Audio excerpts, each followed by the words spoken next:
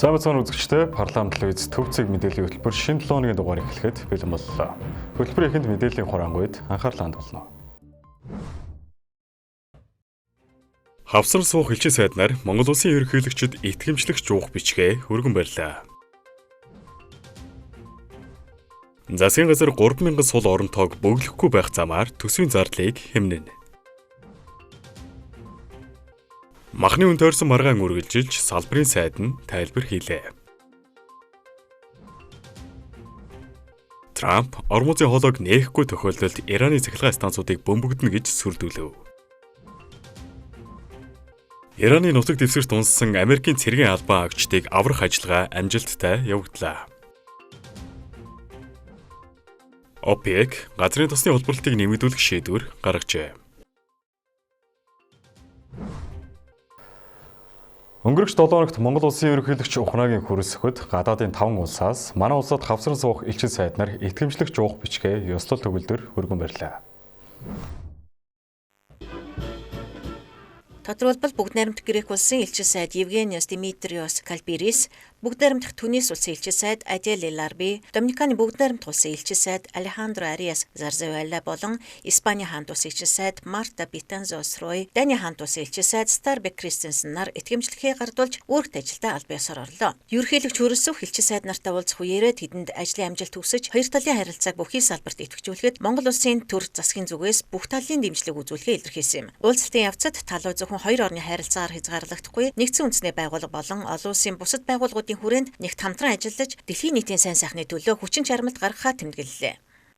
За өнөөдөр бас Монгол улсад сууга элчин сайд нарын жуух хүчийг хүлээн авах ажил үргэлжилж байна. Хавсран сууга элчин сайд нар манай улсыг бол одоо Бээжин хотоос, Москва хотоос, Сеулээс гээд олон бас ойрын одоо энэ улс орнуудаас манай улсыг хавсран суудаг Монгол улс элчин сайдын яамаа нээж хараахан амжааг байгаа улс орнуудын элчин сайд нар бол хавсран суугаа орны элчин сайд нар гэж ярьдаг.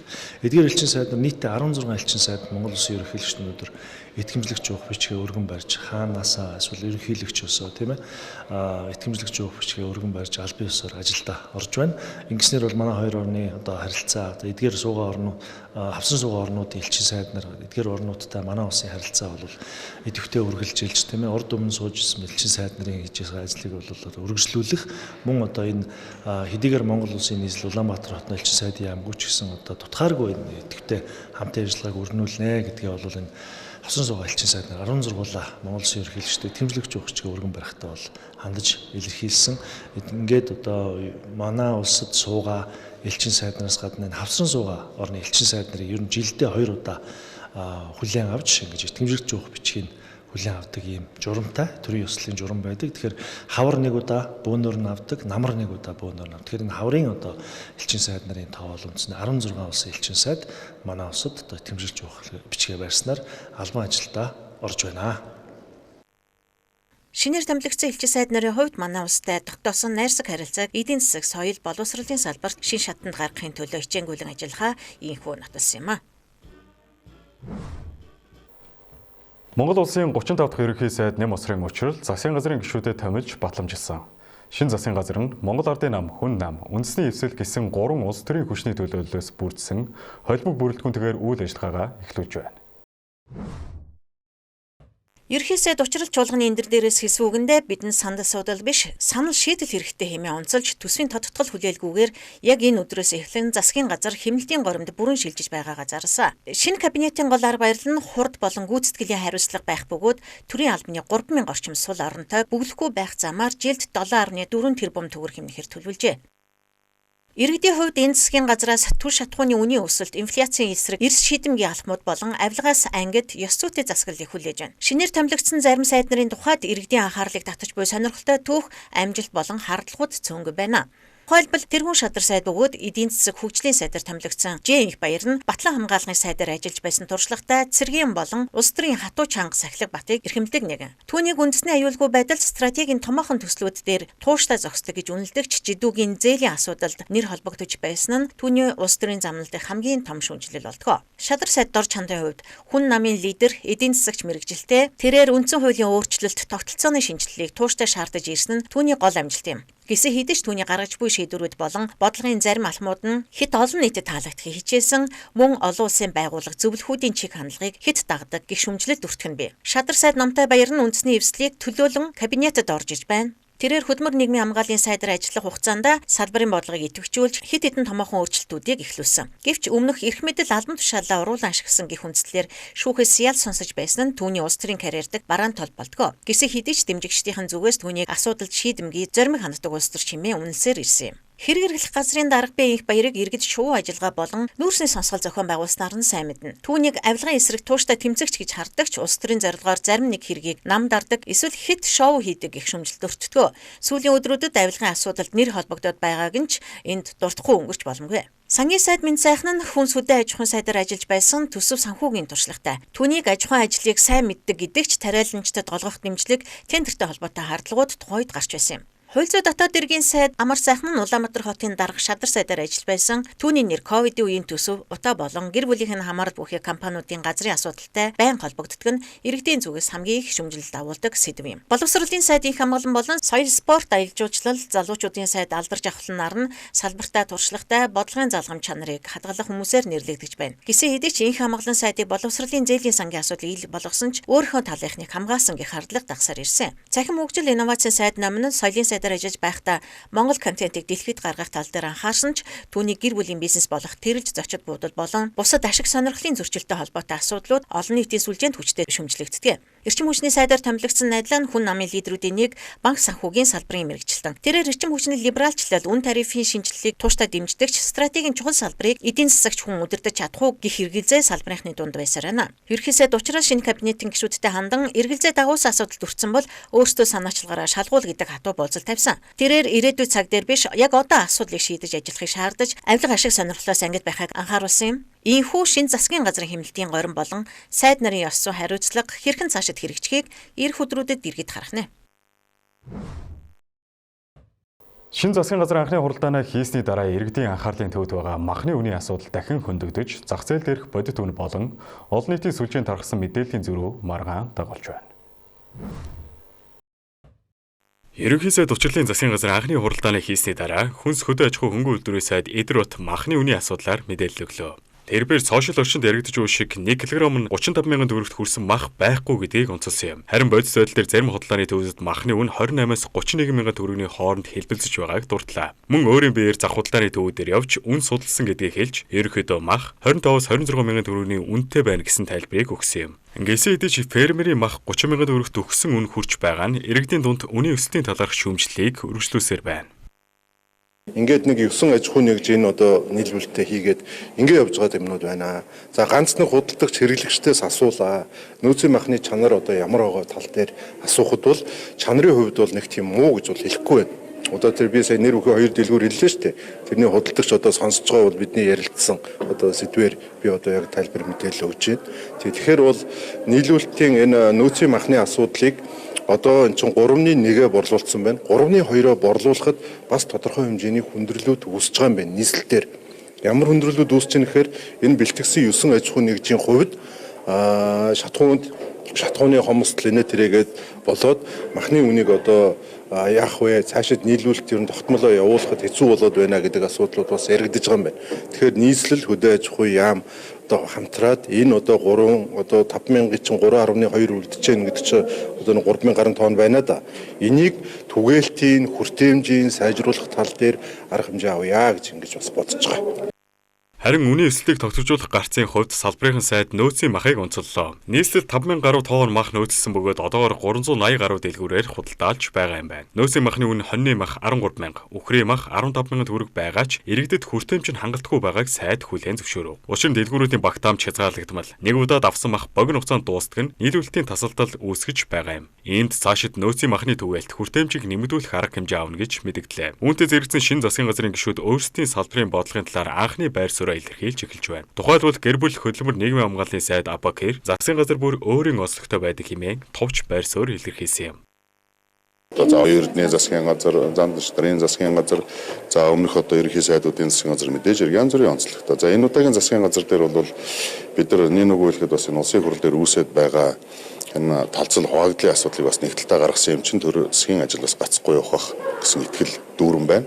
Хамтарсан засгийн газар за 2 ч одоо улсын хурал суудалтай намын төлөөллүүдийг оруулж ирлээ тийм ээ. За ардын нам дотроос ч гэсэн одоо бас та бүхний хэлдгээр бас зарим сайдууд бас орж ирсэн. За сая бүлэг дээр ч гэсэн уур амьсгал бас айдуу байна.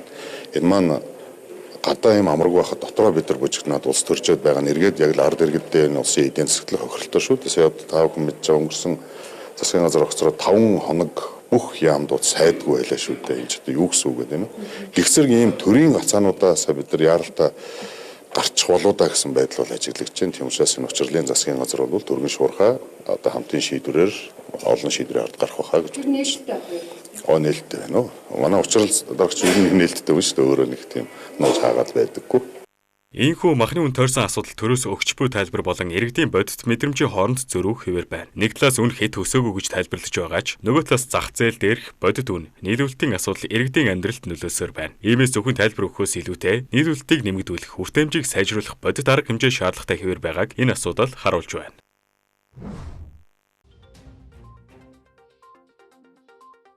Дэлхийн банкнаас гаргасан судалгаагаар Улаанбаатар хот 2021-ээс 2025 оны хооронд төвжирлээс үдэж 8.5 тэрбум ам долларын алдагдал хүлээжээ. Энэхүү өртөг төвжирлийн улмаас өөр ашиггүй зарцуулсан цаг хугацаа, нэмэлт шатхуун болон агаарын бохирдлын зардал багтаж байна. Зөвхөн 2021 оны байдлаар алдагдсан боломжийн зардал 382 их найт төгрөгт хүрсэн нь нийслэлийн дотоодын нийт бүтээгдэхүүний 16%-д тэнцвүүц асар их үзүүлэлт юм. Төвжирлийн эдийн засгт үзүүлэх сөрөг нөлөө жил ирэх тусам нэмэгдэж байгааг судлаачид анхааруулж байна. Хэрвээ 2050 он хүртэл дөрвтэй арга хэмжээ авахгүй бол замын хөдөлгөөний дундаж хурд 2 км цагт хүрч автомашин явган үнээс 2 дахин удаан буюу замын хөдөлгөөн бүрэн зогсох аюултай байгааг нотолжээ. Энэ нь тээврийн салбар эдийн засаг шууд дарамт учруулж эхэлснийг харуулж байна. Иймд төвжирлийг бууруулах зөвхөн замын хөдөлгөөний асуудал биш, улс орны эдийн засгийн аюулгүй байдлын хэмжээний асуудал болоод байна.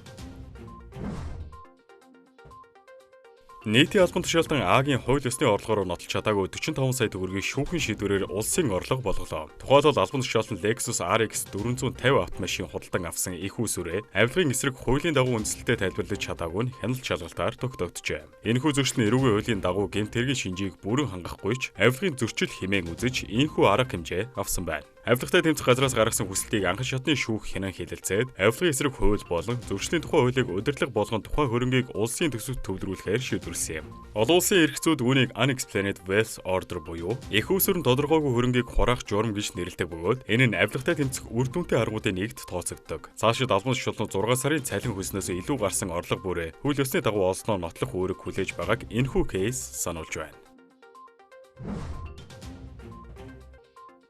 Тусгаар тогтнол 3333 хөтөлбөрийн хүрээнд нийслэлийн 9 дүүрэг болон 21 аймгийн сурагчид нэг зэрэг ардын уран зохиолч бүрвд оржийн тусгаар тогтнол шүлгийг уншиж сонирхоллоо. Сүхбаатарын талбайд болсон гол үйл ажиллагаанд Хинтээ аймаг болон нийслэлийн оюуны ундраа сургуулийн 2235 сурагч нэгдэж эх оронч үзлийн цорайг цуурайтуулсан юм. Энэхүү арга хэмжээг 10 дахь жилдээ уламжлал болгон зохион байгуулж байгаа бөгөөд хүүхэд багчуудад тусгаар тогтнолын үн цэнийг ойлгуулах зорилготой. Нийт 19 бадаг 112 мөрөөс бүрдэх энэхүү алдарч хүлэг нь үндэсний хэм нэглийг бэхжүүлэх дээдсийнхээ түүх, соёлыг дээдлэх гүн гүнзгий утга агуулгатай. Сурагчид нэгэн дуугаар шүлэг унших нь тэдний танин мэдхүйг тэлж эх орноо хайрлах хүсэл тэмүүллийг төрүүлэхэд чухал ач холбогдолтойг зохион байгуулагчид онцолж байна. Тусгаар тогтнолын тухай бахархал, түүхийн санамжийг хойж үдээ өвлүүлэн үлдээх энэхүү хөтөлбөр нь жил бүр өргөжин тэлж орон нутгийн сурагчдын хамтын ажиллагааг идэвхжүүлж буй томоохон соёлын арга хэмжээ болоод байна.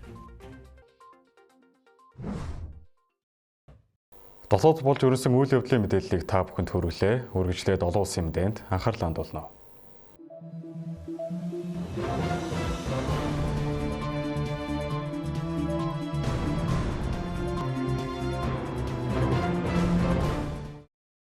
Харамдрын үзэгчтэй төвцөг мэдээллийн хөтөлбөр олон улсын мэдээр үргэлжилж байна. Эхний мэдээг хүргэе. Америкийн нэгдсэн улсын ерөнхийлөгч Дональд Трамп өөрийн захин платформоор дамжуулан Ираны удирдлагуудад хандаж дахин заналт хийсэн мэдээлэл хийсэн байна. Тэрээр нэм гарагт нийлсэн мэдээлэлдээ Ормозын хоолойг нээхгүй тохиолдолд Ираны цахилгаан станц гүүрүүдийг бөмбөгдөн хэмээн сүртүүлжээ. Трампын хувьд өнгөрсөн сарын 26-ны өдөр гал зогсоох гэрээ байгуулах эсвэл Ормозын хоолойг нээх 10 хоногийн хугацааг Ираны талд өгч байгаагаа зарлж ирсэн бөгөөд түүний өгсөн дээрх хугацаа даваа гарагт буюу өнөөдөр дуусч байгаа юм а. Тэгвэл тэрээр нэм гарагийн мэдээлэлдээ Америкийн нэгдсэн улсын зүүн эргийн цагаар мягмар гарагийн 20 цаг гэсэн эцсийн хугацааг бичсэн байна. Тэрээр мягмар гарагт цахилгаан станцын өдөр, гүүрнүүдийн өдөр нэгэн зэрэг тохион урд өмнө ийм зүйл огт болж байгаагүй. Хоолойг нэ эсвэл тамд амьдрах хэмээн бичиж Иран төгсөн хугацаа тун удахгүй дууссан ердөө 48 цаг үлдсэн гэдгийг санууллаа. Хариуд нь Ираны гадаад хэргийн яамны төлөөлөгч Исмаил Багай, хувьсгалт гвардийн корпусын төлөөлөгч Ибрахим Зулфакари нар Иран улс Америкийн аливаа түрэмгий дайралтын эсрэг хариуг нь өгөх болно гэдгийг анхааруулахын сацуу Ираны цахилгаан станц гүүр зэрэг чухал дэд бүтцүүдэд цохил төхөр сүрдүүлэх нь гэмт хэргийн шинжтэй үйлдэл бөгөөд Иран улс тусгаар тогтнол үндэсний аюулгүй байдал иргэдэд хамгаалахад бэлэн гэдгээ тодтоглоо. Америкийн нэгдсэн улс Израилийн зэвсэг түвшин Ираны эсрэг байлдааны ажиллагааг 2 дугаар сарын 28-нд эхлүүлсэний дараа Ираны тал дэлхийн эрчим хүч тээвэрлэлтийн 5.1% дамжин өнгөрдөг Ормузын хоолойг хааж хяналттай авсан нь дэлхийн зах зээл хүн цохилт өгч газрын тос нефтийн бүтээгдэхүүн байгалийн үнийг хөөрөгдөд байгаа. Ормузын хоолой Ираны хяналтад орсны дараа тус хоолойгоор өдөрт нэвтрэх хөлөг онгоцны тоо өмнөхөөсөө 90% буурсан юм а.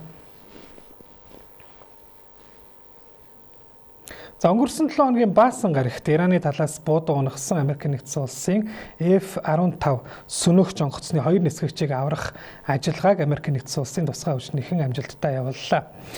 За 2 нисгэгчийг одоо тусгай хүчнийхэн 90 хайх аврах ажиллагааг амжилттай явуулж тэднийг авраад байна. Тухайн үед Ираны нутаг дэвсгэр шүхрээр газардсан 2 нисгэгчийн нэг нь аврагдаж нөгөө сургуу алга болсон гэгдэж байсан бол тухайн нисгэгчийг аврах ажиллагаа нэм гарагт амжилттай өндөрлөж Америкийн нэгдсэн улсын ерөнхийлөгч Дональд Трамп бид хүнд шархсан эрлэг зөрөгтэй офицерыг Ираны уулсын дундаас оллоо хэмээн цахим сүлжээндээ нийтлсэн байна. Энэ үйл явдал нь сүүлийн 20 гаруй жилийн хугацаанд Америкийн нэгдсэн улсын сүнөөгч онгоцыг дайсны тал анх удаа унгаж байгаа тохиолдол болсон бөгөөд Ираны тал мөн сургуу алга болсон нисгэгчийн эрэлд гарч олсон үнд 50,000 фунт стерлингийн шагнал амлаад байсан бол Америкийн тусгай хүчнийхэн нисгэгчийг олоход тэрээр өөрийгөө хамгаалах гарбуунаас өөр зэвсэггүй байсан гэж. Ираны аслагдсан нутагт зохион байгуулагдсан энэхүү нарийн төвөгтэй 90 хайх аврах ажиллагаанд Америкийн нэгдсэн улсын тусгай хүчнийхэн байлдааны сүнөөгч онгоцол нисдэг тэргүүд мөн тагнуулын төв газар оролцсон тухай Америкийн эвлэлүүд мэдээлж байна. Аврагдсан нисгэгчийг эмчлүүлэхээр Кувейт руу авч явсан бол аюулгүй байдлын үүднээс нисгэгчийн нэр ус хувийн мэдээллийг зарлаагүй бөгөөд Трамп түүний талаар мэдээлэхдээ хүн чархтсан гэхдээ айх аюул байхгүй гэжээ. За ОПЕК нэмэх буюу газрын тос олборлагч орнуудын байгууллага болон түүний түнш орнуудын зүгээс нэм гарагт хийсэн захин баг хурлаар ойрох донодын бүс нутагт үүсгэж байгаа хурцтмал байдлын улмаас газрын тосны олборлолтыг нэмэгдүүлэх шийдвэр гаргаснаа мэдэгдсэн байна. За тодорхойлбол Оросын албаны улс, Сауди Араби, Ирак, Арабын нэгдсэн Эмират улс, Кувейт, Казахстан, Алжир, Оманы төлөөлөгч нар нэм гарагт хийсэн захин баг хурлын дараагаар гаргасан хамтарсан мэдээлэлтэй ирэх 5 дугаар сарын хоногт олборлох газрын тосны дээд хязгаарыг 206 мянган баррелаар нэмэгдүүлэх шийдвэр гаргаснаа мэдэгдлээ. Ормузын хоолой хаагдаж байлдааны ажиллагаа үргэлжлэж байгаагаас үүдэн эрчим хүчний хямрал үүсэж байгаа энэ үед 5 дугаар сард нийлүүлэх нефтийн квотыг нэмэгдүүлсэн нь худалдан авагчдын сэтгэл зүйг докторжуулахад тус тохом үзүүлнэ хэмээн үзэж байна. За мөн хамтарсан мэдээлэлд зах зээлийн доктортой байдлыг хангахын тулд олборлолтын хэмжээг зохицуулах шийдвэр гаргасныг онцолжээ. Энэ оны эхний улиралд олборлолтыг нэмэгдүүлэхэд түр аснаад байсан ОПЕК-ийн зүгээс үүний өмнөх 3 дугаар сард болсон уралдаанаараа хоногт олборлох нефтийн хэмжээг 206 мянган баррелаар нэмэгдүүлэх шийдвэрийг гаргаж байсан юм а. За ОПЕК нэмэх бүлгийн ээлжит уулзалт 5 дугаар сарын 3-ны өдөр болох болно. Үзэгч та бүхэнд гадаад мэдээ хүргэлэн анхаарлаа хандуулсан баярлалаа.